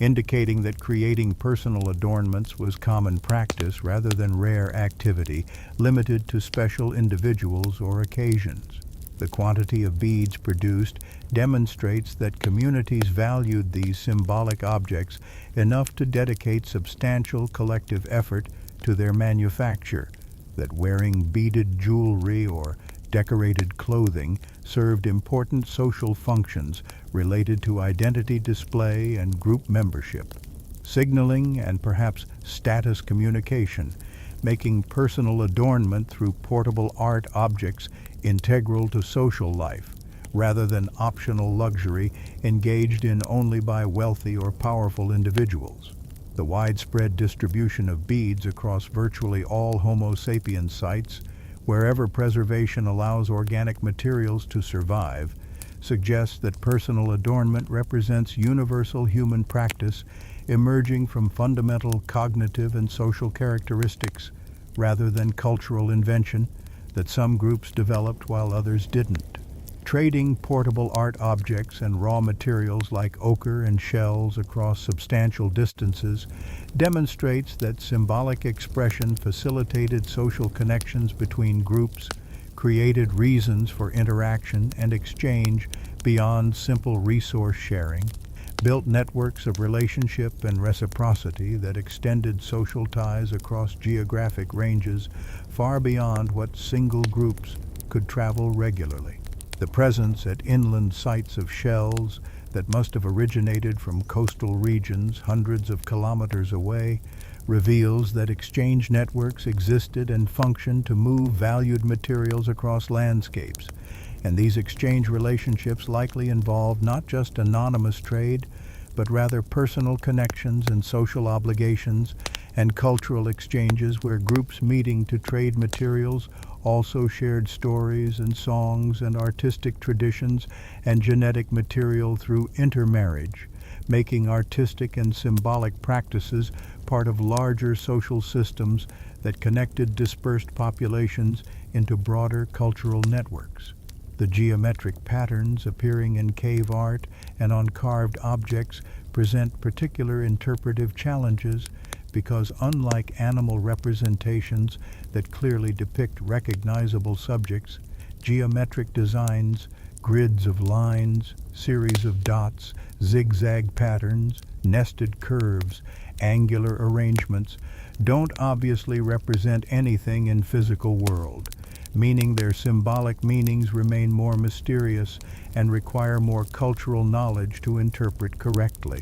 These abstract patterns demonstrate that Homo sapiens' symbolic thinking extended beyond representation of observable reality into pure abstraction, where marks carry meanings assigned purely through cultural convention rather than through visual resemblance to reference, showing that symbolic capacity included ability to create and interpret completely arbitrary signs whose meanings exist only in shared cultural understanding,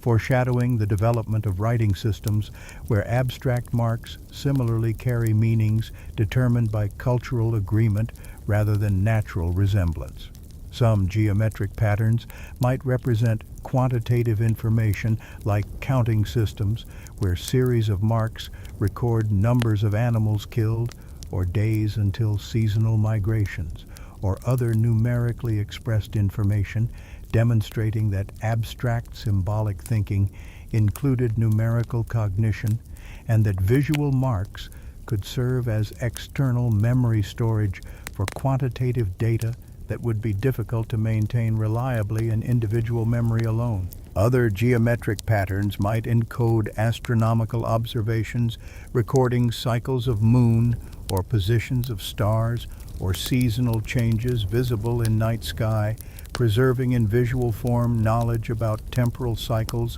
that affected food availability and animal migrations and weather patterns, making geometric art function as observational records and predictive tools, helping communities anticipate and prepare for recurring environmental changes. Still, other geometric patterns might represent spiritual or visionary experiences where abstract shapes visualize internal mental states or hallucinations encountered during trance or dreams, making invisible experiences visible through abstract representation that captures qualities of altered consciousness without depicting specific objects. The interpretation of geometric patterns as representing entoptic phenomena, visual effects generated within the human visual system rather than by external stimuli,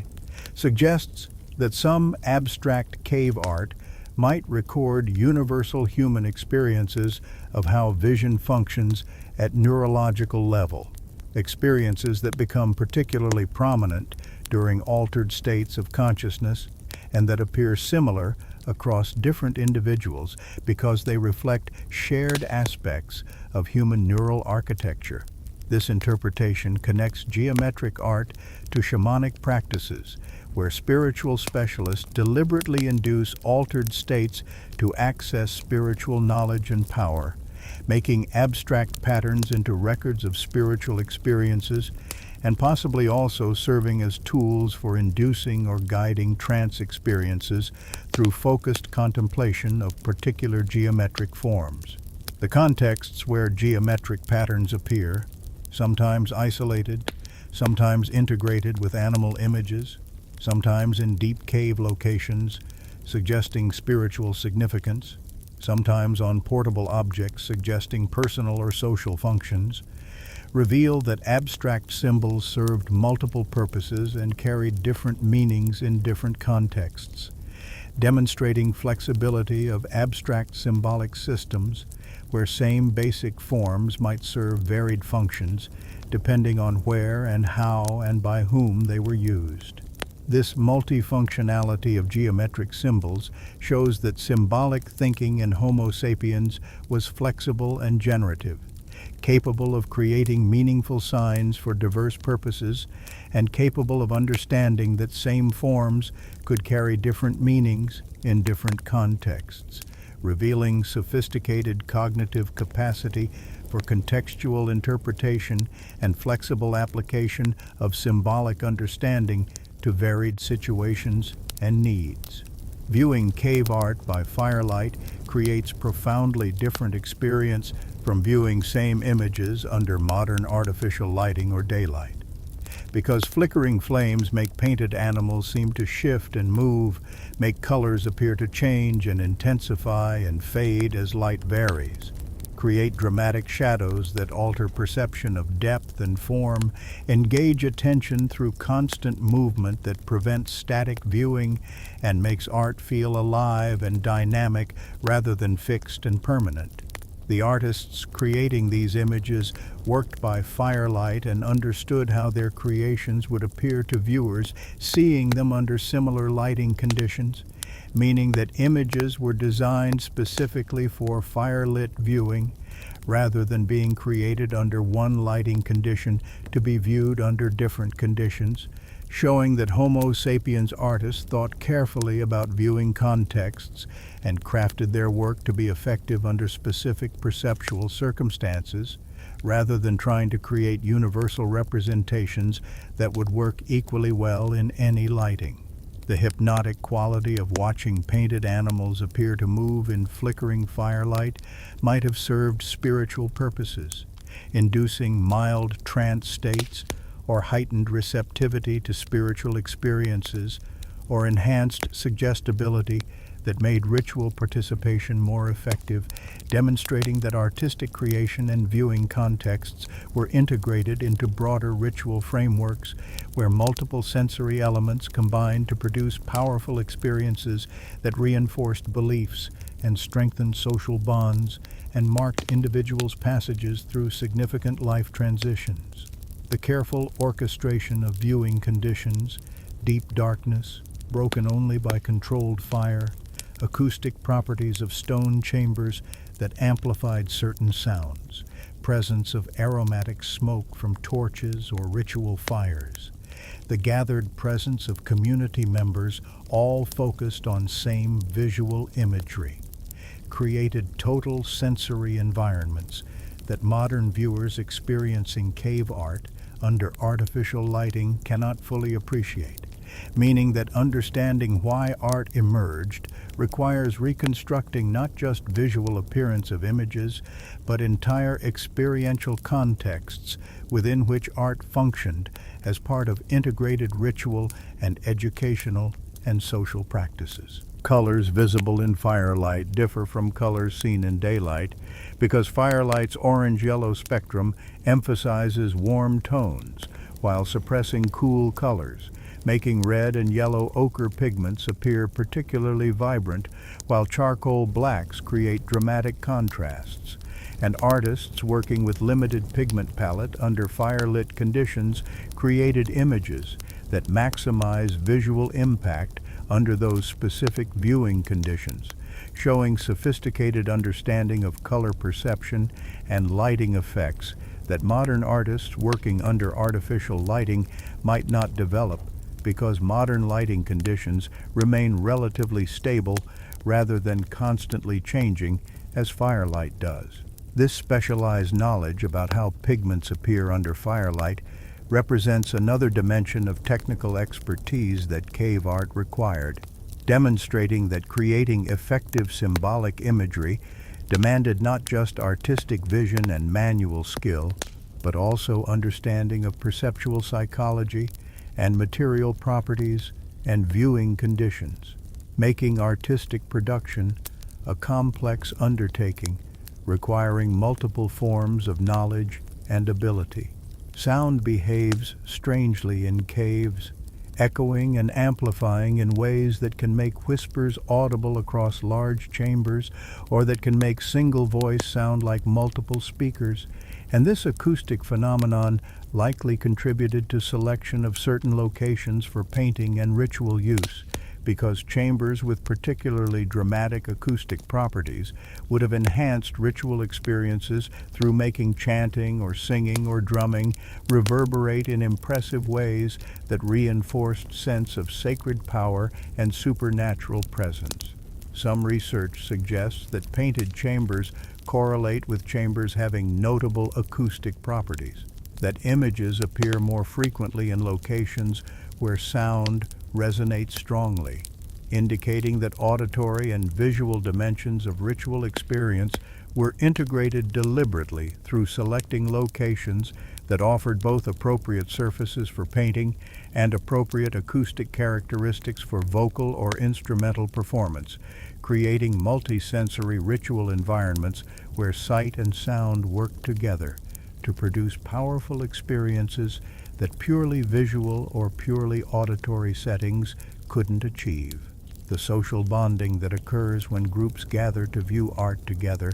creates shared experiences that strengthen group identity and cohesion, because participating in collective viewing of symbolic imagery that everyone recognizes and responds to according to shared cultural frameworks creates feelings of belonging and mutual understanding, demonstrates that all participants share common knowledge and values and interpretive frameworks, reinforces sense that group members constitute community, united by shared culture rather than just collection of individuals who happen to occupy same territory. This social function of art, creating and maintaining group identity through shared symbolic vocabulary that everyone learns to recognize and interpret similarly, represents one of art's most important purposes and helps explain why symbolic expression emerged and persisted and spread throughout Homo sapiens populations, because communities that developed shared symbolic systems gained advantages in social coordination and collective action that improved survival prospects compared to groups lacking rich symbolic communication systems. Teaching children to recognize and interpret symbolic imagery socializes them into cultural knowledge systems, trains them to see world through cultural lenses that organize experience according to shared categories and meanings and values, transforms biological humans into cultural beings who participate in specific traditions and worldviews. The educational process of learning symbolic systems, what different images mean, how to create representations,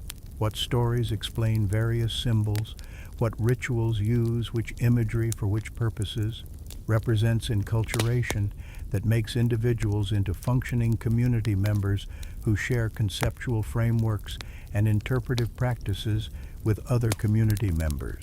enabling coordination and communication and collective action that would be impossible if individuals all developed idiosyncratic, personal symbolic systems incompatible with others' systems. Art thus serves critical social function of transmitting and maintaining shared culture across generations, ensuring that each new generation learns to think and perceive and interpret according to established cultural frameworks, rather than having to independently invent understanding of world and meaning systems. The differences between Homo sapiens' extensive symbolic art production and Neanderthals' minimal art creation, despite broadly similar brain sizes and tool-making abilities, and social organization, suggests that symbolic revolution that characterized sapiens involved specific cognitive changes not present in Neanderthals, rather than simply being inevitable result of having large brains and social groups. While Neanderthals left some evidence of symbolic behavior, including occasional use of ochre and rare decorative objects, they never developed sustained artistic traditions comparable to sapiens' extensive cave painting and portable art production, indicating that something about Neanderthal cognition prevented or limited the kind of symbolic thinking that came naturally to sapiens. Understanding why art emerged in sapiens, but not Neanderthals, requires identifying what cognitive differences separated these closely related human species, despite their similarities in many other characteristics. Some researchers suggest that language differences might explain artistic differences, that if Neanderthal language lacked certain syntactic complexity or recursive embedding capabilities present in sapiens language, this linguistic limitation might have constrained symbolic thinking more broadly, preventing development of complex symbolic systems that art represents. Others propose that differences in social organization or group size or cultural transmission mechanisms might account for artistic differences, that even if Neanderthals possessed basic cognitive capacity for symbolic thinking, Their social structures might not have supported development and maintenance of artistic traditions that require sustained social investment and cross-generational teaching. Still others point to possible differences in neural organization or brain connectivity patterns that might have given sapiens advantages in abstract reasoning or imagination or mental visualization that Neanderthals lacked despite having similarly sized brains, suggesting that quality of neural organization matters more than simple brain size for enabling symbolic cognition. Whatever specific factors explain the difference, the pattern is clear. Homo sapiens underwent cognitive revolution that enabled extensive symbolic production, while other human species, including Neanderthals, did not experience equivalent cognitive changes despite opportunities to observe and potentially copy sapiens' symbolic practices during periods when these species coexisted in same regions and sometimes interbred. This suggests that the cognitive capacities underlying symbolic art production represented fundamental changes in how sapiens' brains functioned, rather than simple cultural inventions that any sufficiently intelligent species could develop, given appropriate circumstances and opportunities, indicating that understanding why art emerged requires examining deep changes in neural architecture and cognitive processing that characterized sapiens' evolution, and that distinguished sapiens from other human species in ways that persist in modern humans' unique capacities for symbolic thought and creative expression. The revolutionary significance of art in human evolution extends far beyond aesthetic appreciation or decorative impulses, because developing capacity for symbolic representation fundamentally transformed how Homo sapiens could think and communicate and organize social life and transmit knowledge across generations and create shared meaning systems that bound communities together. Art represents externalization of imagination, making internal mental contents visible and shareable, allowing ideas and experiences and beliefs that exist only in individual minds to become objects that multiple people can perceive and discuss and use to coordinate understanding and action. This externalization of cognition through symbolic representation represents as significant a development as language, because it creates external memory storage and communication systems that supplement and extend limited capacities of individual biological brains, making possible accumulation and preservation and transmission of knowledge and culture on scales impossible through purely mental processes. The capacity for symbolic thinking that makes art possible also enables language development, because language fundamentally consists of arbitrary symbols, sounds that stand for meanings without resembling what they represent.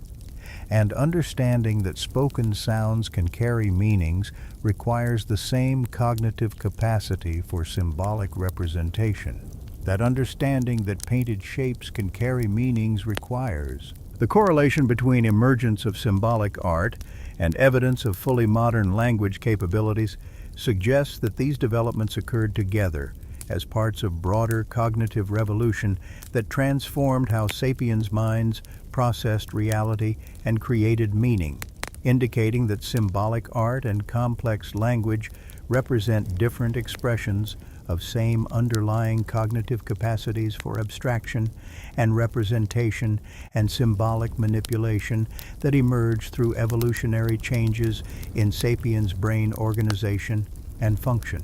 Abstract thinking, enabled by symbolic capacity, allows minds to manipulate concepts without needing physical examples present, to imagine scenarios that haven't occurred, to plan sequences of actions extending far into future, to understand cause and effect relationships spanning long time periods, to recognize patterns across multiple instances and extract general principles, to create categories that organize diverse phenomena into comprehensible groups, to reason about invisible forces and supernatural beings and abstract principles like justice or kinship or obligation. All of these cognitive abilities that characterize human thinking and that distinguish humans from other animals depend fundamentally on capacity for symbolic thought, where minds can hold and manipulate representations separate from things represented. And this capacity first becomes visible in archaeological record through appearance of symbolic art that demonstrates that sapiens' brains had achieved cognitive organization capable of sustained symbolic production and interpretation. Cultural transmission becomes dramatically more reliable and comprehensive when symbolic systems allow knowledge to be stored externally in visual or auditory forms that persist beyond individual memory. Because individuals can die without fully transmitting all their knowledge if transmission depends entirely on direct teaching during lifetimes. But symbolic records preserve knowledge independently of any individual's survival, allowing information to remain available across multiple generations, even if intermediate generations fail to fully learn or transmit certain content. Art thus functions as cultural memory system that supplements biological memory and that makes possible accumulation of knowledge beyond what any individual or even any single generation could maintain, enabling cultural evolution where groups become progressively more knowledgeable and capable through accumulation of discoveries and innovations preserved in symbolic forms that persist across time and that remain available for consultation and transmission to new learners. This capacity for cumulative cultural evolution represents perhaps the most important consequence of symbolic cognition, because it allows human capabilities to grow far beyond what biological evolution alone could produce within time frames relevant to historical experience. Social bonding through shared symbolic understanding creates communities united not just by kinship or territory, but by common culture that defines group identity and that distinguishes members from non-members who don't share same symbolic knowledge and interpretive frameworks. Art serves as visible marker of group identity, creating visual vocabulary that group members recognize and respond to according to shared cultural meanings, while outsiders either fail to recognize significance or interpret differently according to their own cultural backgrounds, making symbolic knowledge into boundary marker that defines community membership and that facilitates in-group coordination while maintaining distinction from outgroups. This social boundary function of symbolic systems helps explain why different communities develop distinct artistic styles and symbolic conventions, rather than all converging on universal forms, because maintaining distinctive cultural identity through unique symbolic systems serves important social functions related to group cohesion and coordination that universal symbolism wouldn't serve as effectively. The spiritual dimensions of symbolic art demonstrate that cognitive revolution, enabling art production, also enabled religious consciousness, where humans began conceiving of supernatural realms and spiritual forces and non-physical beings and life after death and sacred meanings transcending immediate physical reality. Creating images of animal spirits or geometric representations of visionary experiences or hand stencils declaring individual existence beyond death all demonstrate that sapiens were thinking about existence in terms extending beyond immediate physical survival, were developing worldviews that placed humans within larger cosmic contexts involving spiritual forces and meanings and purposes that transcended mere biological survival. This capacity for spiritual consciousness represents another aspect of cognitive revolution that made sapiens unique among human species, and that depended on same symbolic thinking abilities that enabled art production. because conceiving of and communicating about invisible spiritual realities requires symbolic representation where words and images can refer to things that have no physical presence or direct sensory manifestation. Looking back across tens of thousands of years at preserved cave art creates direct connection with the ancient humans who created these images, allows modern viewers to encounter concrete evidence of how our ancestors thought and what they valued and how they understood their worlds and relationships with animals and spiritual forces and each other. The painted animals and geometric patterns and hand stencils speak across vast temporal distances, communicate from people long dead to people not yet born when images were created, demonstrating that symbolic representation achieves its purpose of communicating across time, that marks made on cave walls truly do preserve and transmit meanings and presences that outlast individual lives, and that remain accessible to anyone who learns cultural frameworks necessary for interpretation. This time-bridging function of art shows that creating permanent symbolic records represents attempt at immortality, at making some part of human experience and consciousness persist beyond inevitable death of individual bodies. And the success of this attempt, proven by modern viewers' ability to encounter and respond to ancient art despite enormous temporal and cultural distances, demonstrates that art achieves its deepest purpose of making human consciousness and culture durable beyond biological limits of individual lifetimes. The cognitive revolution that made art possible represents a turning point in human evolution, where biological evolution through genetic change became supplemented and eventually overshadowed by cultural evolution through symbolic transmission, where human capabilities began depending less on inherited instincts and more on learned cultural knowledge transmitted through symbolic systems that each generation could add to and modify, creating cumulative cultural development that accelerated human adaptation and diversification far beyond what purely biological evolution could achieve. Understanding why Homo sapiens started creating art thus requires recognizing that art represents not isolated development, but rather one expression of broader cognitive revolution that fundamentally transformed human existence, that enabled all the distinctive capabilities that characterize human life, including language and complex social organization and spiritual consciousness and technological innovation and scientific understanding,